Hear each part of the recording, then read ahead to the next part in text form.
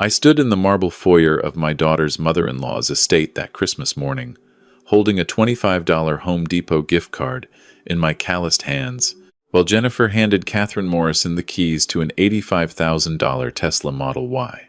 The room erupted in champagne toasts and laughter. Nobody even glanced in my direction. The gift card had my own store's logo on it, Hartley's Hardware, the business I'd built over 40 years with these same rough hands. The irony wasn't lost on me, though apparently it was lost on everyone else in that room. Let me back up. My name is William Hartley, and I'm 64 years old. I've lived in Fredericksburg, Texas, my entire life, running the hardware store my father started in 1962.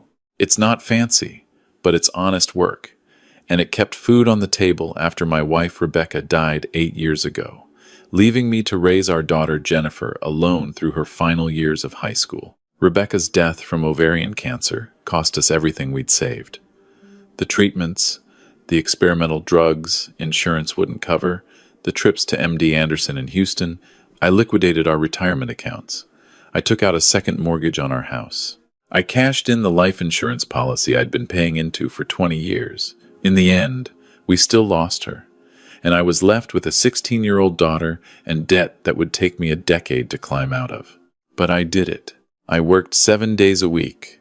I took on commercial contracts I wasn't equipped for, learned plumbing and electrical work on YouTube at 56 years old because I couldn't afford to turn down any job.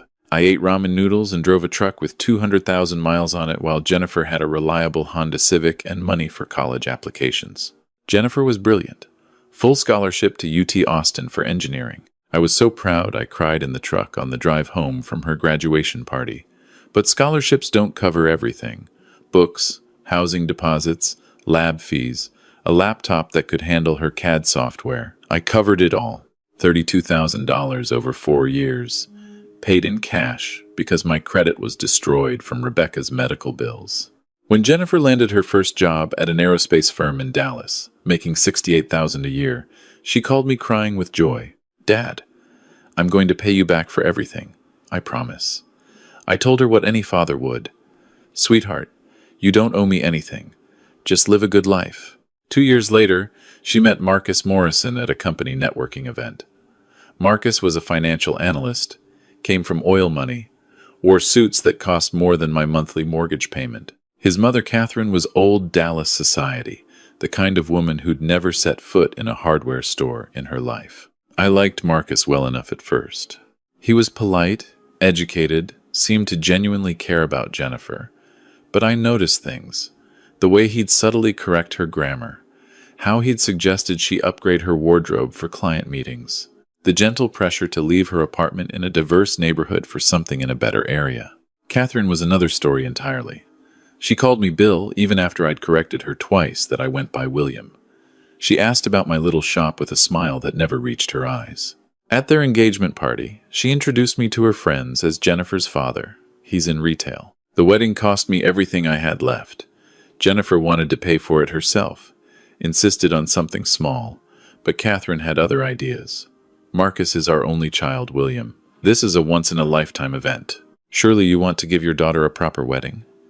The implied judgment was clear. A proper father would find a way. So I did. I refinanced the house again. I sold my boat, the one thing I'd kept from better times, my weekend escape on Canyon Lake. I called in every favor, every debt owed to me from 40 years in business. $47,000 for a wedding at a country club I'd only seen from the highway. Jennifer looked beautiful. Marcus's family numbered over 200 guests. My side of the church had 37 people, mostly employees and their families. Guys from the Veterans Hall where I played poker on Thursdays, and 3 cousins who drove in from San Antonio. Catherine made a toast at the reception about welcoming Jennifer into a family that values excellence and refinement. I don't think she meant it as a slight, but it landed like one. I caught Jennifer's eye across the room. She looked away. The first year of their marriage, things seemed fine. Jennifer called every Sunday.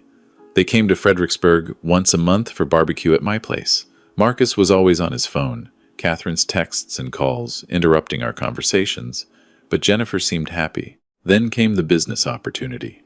Marcus was starting an investment consulting firm with a college friend. Jennifer wanted to invest. It's a sure thing, Dad.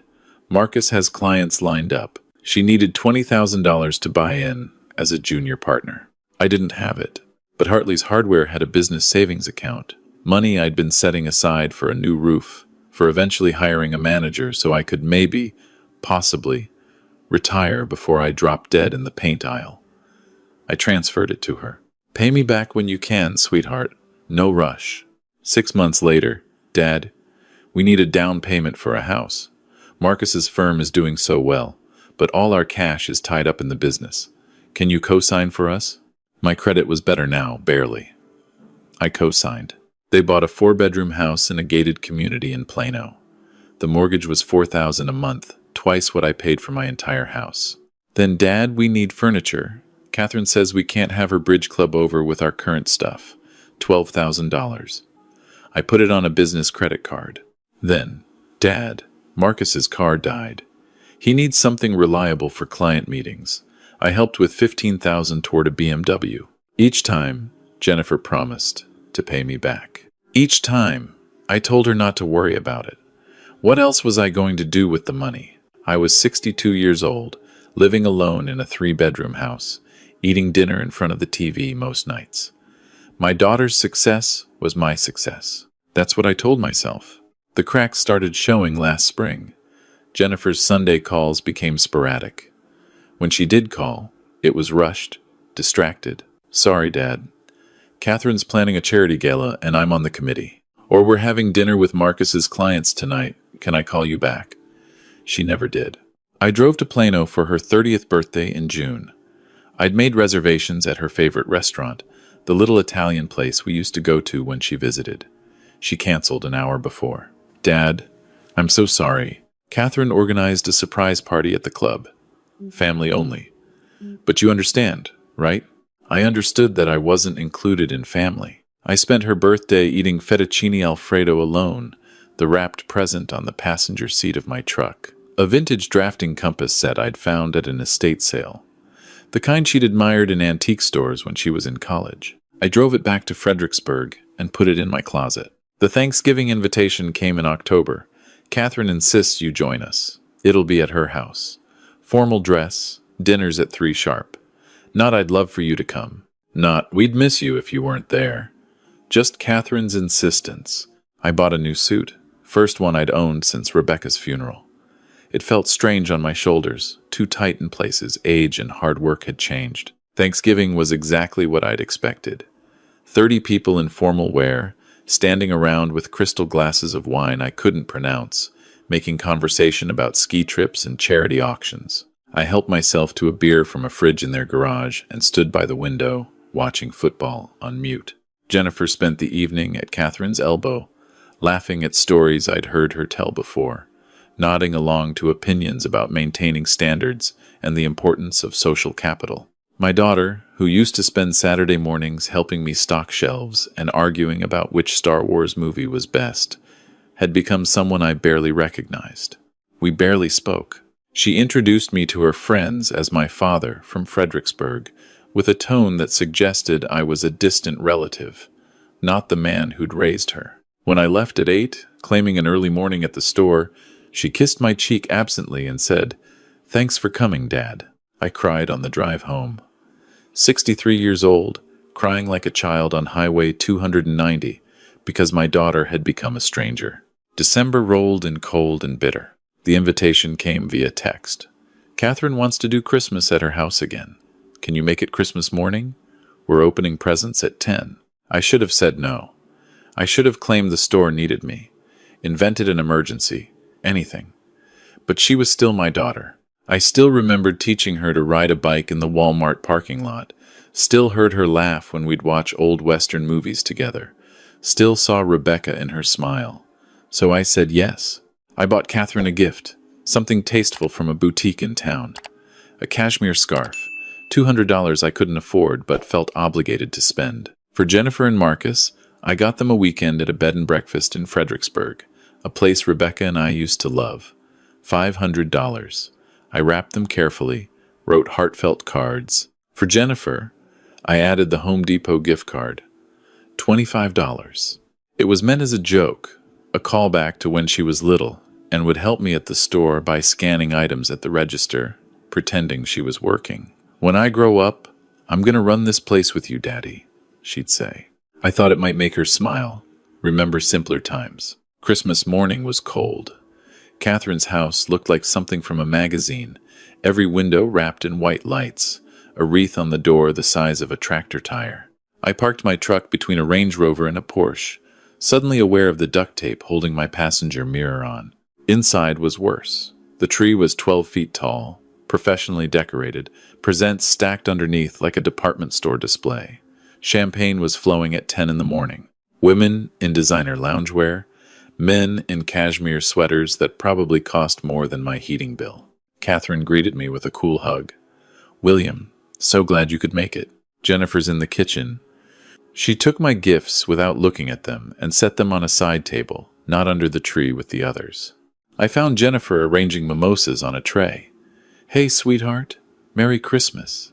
"Dad, you made it." She hugged me, and for a moment, she felt like my daughter again. Then Marcus appeared, pulling her away. "Babe, Mom wants a picture by the tree. Family photo." I started to follow. Marcus stopped me.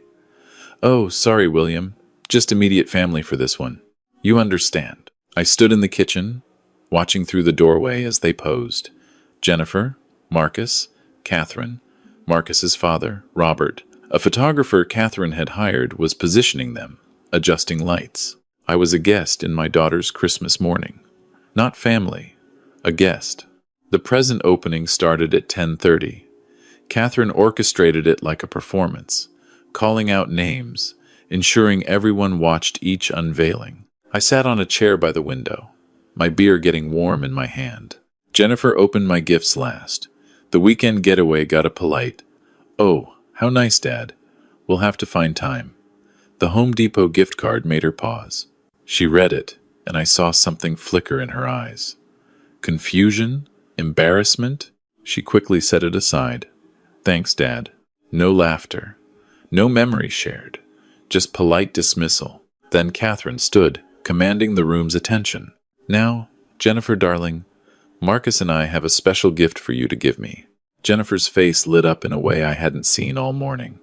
She retrieved an envelope from under the tree, handed it to Catherine with trembling excitement. "Merry Christmas, Catherine. This is from Marcus and me." Catherine opened it, pulled out car keys, and actual tears formed in her eyes. "Darling, you didn't." "It's outside," Jennifer said, breathless. "The white one with the bow." Everyone rushed to the window. There, in the circular driveway, was a Tesla Model Y, white with a massive red bow on the hood. $85,000. I knew because I'd looked at them once, fantasized about something with better gas mileage, before reality reminded me I'd be driving my truck until it literally fell apart. The room erupted. Catherine was crying, hugging Jennifer and Marcus. Robert was clapping. Friends were taking photos. Someone popped another bottle of champagne. I felt like I'd been punched in the stomach. My daughter, who owed me over $90,000, who hadn't paid back a single cent, had just given her mother-in-law an $85,000 car, while I held a $25 gift card from my own store. I set down my beer and walked out. Nobody noticed. They were all outside, admiring the Tesla. Catherine sitting in the driver's seat like a teenager with her first car. I got in my truck and drove home. I don't remember the drive. I don't remember parking. I remember sitting at my kitchen table, in the house I'd mortgaged 3 times to give Jennifer a life, staring at the photos on the wall. Jennifer's graduation, Jennifer's wedding, Rebecca holding newborn Jennifer in the hospital. What did I do wrong? I asked Rebecca's picture. She smiled back at me, frozen in time, unable to answer. My phone rang around 3. Jennifer. I let it go to voicemail. She called again. 7 times that afternoon. I turned off my phone. The next morning, I went to the store like always. Opened at 6, started the coffee, began checking inventory. Around 8, Jennifer's car pulled up front. She came in, still in yesterday's designer loungewear, eyes red from crying. "Dad, why did you leave?" Why aren't you answering your phone? I kept writing on my clipboard. I had work to do. That's it? You just left without saying goodbye. Catherine was hurt. Everyone was asking where you went. I set down the clipboard. Jennifer, how much did that car cost? She blinked. What? The Tesla. For Catherine. How much? I don't see how that's. $85,000. I looked it up. $85,000. My voice was steady, but my hands weren't. Do you know how much you've borrowed from me in the last 4 years? Her face went pale. Dad, $92,437. I have the records. Every transfer, every check, every credit card payment. $92,000 you promised to pay back when you could afford it. I paused. Apparently, you can afford an $85,000 car for Catherine, but not a single payment to your own father. That's not fair. Marcus and I bought that together. We've been planning it for months. Catherine has done so much for us. What has she done for you, Jennifer? Specifically, she's welcomed me into her family. She's introduced me to important people. She's taught me about social etiquette, about how to present myself professionally. I sold my boat to pay for your wedding. I refinanced my house twice to help you through college and get you started. I co-signed a mortgage I could never afford if you defaulted. I've given you every spare dollar I've had for 30 years. Tears were streaming down her face now. I know, Dad. I'm grateful. I'll pay you back. I promise. When? The word came out harder than I intended. When will you pay me back? After the next investment opportunity? After the next car? After the next time Catherine needs something? That's not fair. You're making me choose between you and my family. I'm your family, Jennifer. I'm your father. I raised you. I sacrificed everything for you. And Catherine is just... What? Someone who throws nice parties and knows which fork to use? She wiped her eyes, and when she looked at me, I saw something I'd never seen before. Resentment. You don't understand. You've never understood. Marcus's family has connections, opportunities. Catherine can open doors for my career that a hardware store owner can't. There it was. The truth I'd been avoiding. I wasn't good enough. My sacrifice wasn't valuable enough. I was just the guy from the small town with dirt under his fingernails and a truck that needed duct tape. Get out, I said quietly. Dad, get out of my store. She left. I watched her drive away in her expensive car, and then I locked the door, flipped the sign to closed, and sat in the back office, surrounded by 40 years of receipts and memories. I didn't open the store the next day, or the day after. I spent those 2 days going through every document, every record. The business checking account showed regular transfers to Jennifer over the past 4 years. Money I'd categorized as personal withdrawal to avoid questions from my accountant. But looking at the patterns, the amounts, the timing, something felt wrong. I called my accountant, Ted Morrison. No relation to the Dallas Morrisons. Thank God. Ted had been doing my books for 20 years. Ted, I need you to look at something. Can you pull up my business account records from the last 4 years? It took him 2 hours. When he called back, his voice was tight. William, we need to talk. Can you come to my office? The news was worse than I'd imagined. Over the past 18 months, there had been regular transfers from my business account that I hadn't authorized. Small amounts at first, 500 here, 1,000 there, then larger, 2,000, 5,000. In the last 6 months, $23,000 had been transferred to an account I didn't recognize. Do you have a business partner? Ted asked. Someone with access to the account? I felt sick. Jennifer. I added her last year.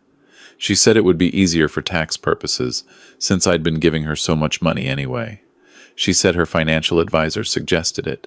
Marcus. Marcus was her financial advisor. Ted pulled up the account records. The money had been transferred to an investment account under Morrison Financial Consulting, Marcus's company.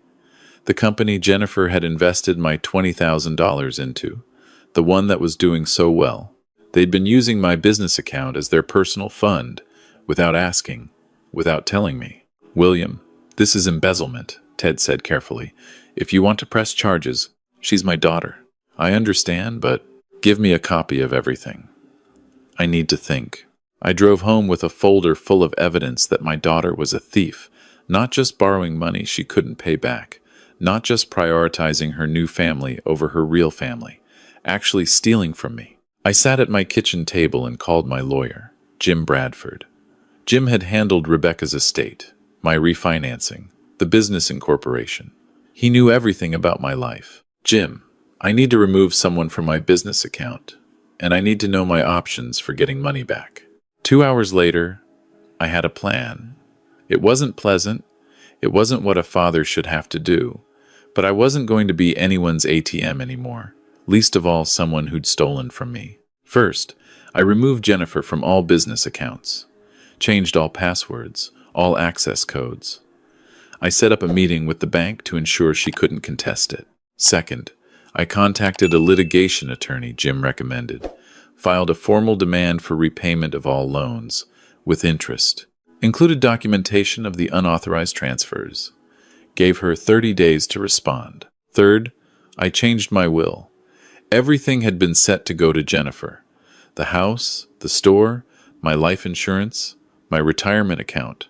I redrafted it all. The store would be sold upon my death, with proceeds going to a scholarship fund for children of single parents in Fredericksburg. The house would go to my cousin's daughter, who'd stayed in touch, who called me Uncle William and meant it. Jennifer would get nothing. Last, I wrote her a letter. Not the angry screed I wanted to write. Something calmer, more final. Jennifer, I've discovered the unauthorized transfers from my business account to Marcus's company. I've consulted with attorneys and been advised that this constitutes embezzlement. I've decided not to pursue criminal charges, but I am pursuing civil recovery of all funds owed. You have 30 days to respond to the demand letter my attorney is sending. After that, we proceed to court. Additionally, I've removed you from my will and all business accounts. I've realized that my attempts to help you have instead enabled you to become someone who values money over relationships, status over integrity. That's my failure as a father, and I'm correcting it now. The Home Depot gift card was meant to remind you of when you were 7 years old, standing at the register in my store, telling everyone you were my assistant manager. You were so proud. You told me you'd run the store with me someday, that we'd be partners. I don't know when I lost that little girl, but I know I can't keep funding the person she became. I love you. I will always love you, but I can't help you anymore. Dad, I mailed it on New Year's Eve. Seemed fitting. New year, new boundaries. Jennifer called 47 times that day. 47. I know because my phone kept track. I didn't answer. She showed up at the store on January 2nd. I'd hired a new assistant manager, a kid named Tommy who'd been working part-time since high school. I told him not to let her in back. She stood at the counter, crying, begging to talk to me. Customers were staring. Finally, I came out. Dad, please, we can fix this. It was a mistake. Marcus said it was legal, that we were all family, so it didn't matter. Marcus doesn't get to decide what's legal with my money. Neither do you. I'll pay it all back. Every penny. Just please don't sue me. Please. You had 4 years to pay me back. You chose to buy your mother-in-law a Tesla instead. That was Marcus's money. Was it? Or was it money you pulled from my account? How much of Marcus's successful company is actually built on stolen funds from a hardware store in Fredericksburg? She had no answer. She left. The lawsuit took 6 months. Jennifer's attorney tried to argue that the transfers were gifts, that I'd given her access to the account willingly. My attorney countered with the documentation of unauthorized transfers, the clear pattern of theft, the amounts that far exceeded any reasonable family help. We settled out of court. Jennifer and Marcus agreed to pay back $60,000 over 5 years. It was less than she owed, but it was something. More importantly, it was official, legal, in writing. She wasn't my daughter borrowing money anymore. She was a debtor with a payment plan. Catherine called me once during all this. Her voice was ice. You're destroying your relationship with your daughter over money. Do you know how petty that makes you look? Catherine, your daughter-in-law stole from me. If she'd stolen from you, what would you do? Silence. Then we would have handled it privately, with dignity. I am handling it privately. It could have been criminal court. I'm being generous." She hung up. I haven't spoken to Jennifer since the settlement was signed. She sends the payments electronically every month, exactly on time. No notes, no calls, no attempts at reconciliation. Just money, transferred into my account like paying a utility bill. Part of me hoped she'd try harder. Show up, apologize, acknowledge what she'd done. The larger part of me knew that wasn't going to happen. Because apologizing would mean admitting she'd been wrong. And in her new world, people like me were always wrong. We were small town, small-minded, small in every way that mattered to people like the Morrisons. It's been 8 months now. The store's doing fine. Tommy's good with customers, learning fast. I've started working 4 days a week instead of 7. Started going fishing again on Sundays. Bought a little John boat. Nothing fancy. I sleep better than I have in years. No more stress about the next favor, the next loan, the next crisis that only my wallet could solve. No more pretending that my daughter's success was my success when clearly I was just a stepping stone she'd used and discarded. I won't lie and say it doesn't hurt. Every Sunday morning, I still expect her call. Every holiday, I set an extra plate out of habit, then put it away. I dream about Rebecca sometimes, and she asks about Jennifer, and I don't know what to say. But here's what I've learned, the hard way, at 64 years old. Love isn't measured in dollars. Sacrifice isn't the same as self-destruction. And enabling someone isn't helping them. It's just teaching them that they can take whatever they want without consequences. Jennifer is 30 years old. She has a good job, a husband, a life full of opportunities I never had. She doesn't need me anymore. Maybe she never really did. Maybe I was just useful until she found people who were more useful, more connected, more valuable to the life she wanted. And that's okay. It has to be okay. Because the alternative is spending the rest of my life bitter and broken, waiting for an apology that will never come, hoping for a relationship that died somewhere between a wedding at a country club and a Tesla in a driveway. Last week, I got a letter from the scholarship fund I'd set up in my will. They wanted to thank me in advance for the planned donation, asked if I'd consider serving on their selection committee. I said yes. Yesterday, a young woman came into the store with her father. She couldn't have been more than 8, wearing overalls and carrying a toy toolbox. She helped him pick out hinges for a birdhouse they were building together. I watched them at the register, her carefully counting out his change, him praising her math skills. "You're a good helper," I told her. She beamed. "I'm going to work here someday, just like my daddy works at the fire station. We're a team." Her father caught my eye, smiled. In that smile, I saw myself 30 years ago, saw hope and love and plans for a future where a little girl stays a little girl just a bit longer, where her admiration lasts forever. I wanted to warn him. Tell him that little girls grow up, that people change, that the ones you sacrifice everything for are sometimes the ones who hurt you the worst. But I didn't. I just smiled back and gave the girl a sucker from the jar by the register. "You take care of your dad," I told her. "He's lucky to have you." She nodded seriously, solemn promise in a child's eyes. Her father bought the hinges, and they left, hand in hand. I watched them go and felt something I hadn't felt in years. Not quite peace, not quite forgiveness, but maybe acceptance. The understanding that I did everything I could with the knowledge I had. That love is complicated and family is messy, and sometimes the people you raise become strangers wearing familiar faces. My phone sits on the counter, silent. Jennifer's monthly payment will arrive tomorrow, like clockwork. Cold, transactional, the only relationship we have left. But I have my store, I have my town, I have Sunday mornings on the lake and Friday nights at the Veterans Hall, and the satisfaction of knowing that when I die, my money will help kids who need it, not fund someone's luxury lifestyle. That Home Depot gift card Jennifer dismissed is still in my desk drawer. Sometimes I take it out and look at it, remember the joke I'd intended, the memory I'd hoped to share. $25 that meant nothing to her and everything to me. I thought about throwing it away 100 times, but I keep it. A reminder that you can't buy respect. You can't purchase gratitude. And you absolutely cannot force someone to value what you've given them. All you can do is stop giving. Set boundaries. Protect what's left of yourself. And maybe, if you're lucky, find some dignity in the ruins of what you thought family meant. That's where I am now. 64 years old, running a hardware store in a small Texas town, watching fathers and daughters who still believe in each other, and trying not to grieve too loudly for the relationship I thought I'd have forever. The store opens at 6 tomorrow. I'll make the coffee, check the inventory, help customers find what they need. Tommy will arrive at 8, full of questions and energy. We'll work until 5, lock up, and I'll drive home to my paid-off house and my quiet evenings. It's not the life I planned, but it's honest. It's mine, and nobody can take it from me ever again. That's worth something.